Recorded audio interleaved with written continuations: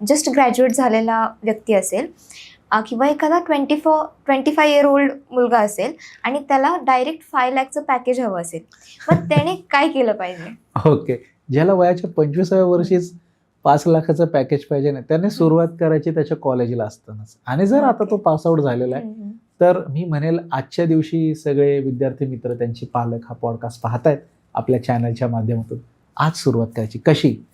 Specialisation शिवाय पर्याय नाही, ही पहिली गोष्ट. पण मग त्यातही फक्त स्पेशलायझेशनवरती थांबून उपयोग नाही. ज्या काही गोष्टी आपण शिकलेलो आहे, सी मॅडम कसं आहे, आता मी तुम्हाला उदाहरण सांगतो की तुम्ही 5 लाख म्हणताय, पण आपला एक स्टुडंट आहे, त्याचं नाव अथर्व दिवाकर, फक्त BCA डिग्री त्याची झालेली आहे. ओके, असं नाही की BTech बी किंवा असं काय, फक्त 3 वर्षाची BCA डिग्री त्याची झालेली आहे. 12 लाखाचं package as a fresher student म्हणून त्याने मिळवलेलं आहे. ओके, मग त्याने असं वेगळं काय केलं, तर दिवसभर, जसं मी मगाशी म्हटलं ना, पेशन्स किती इम्पॉर्टंट आहे, तो त्या गोष्टींची कोडिंगची वगैरे इतकी स्ट्रॉंग, किंवा जे काही तो त्या स्पेशलायझेशनमध्ये शिकलेला आहे, इतकी जबरदस्त प्रॅक्टिस तो करत होता.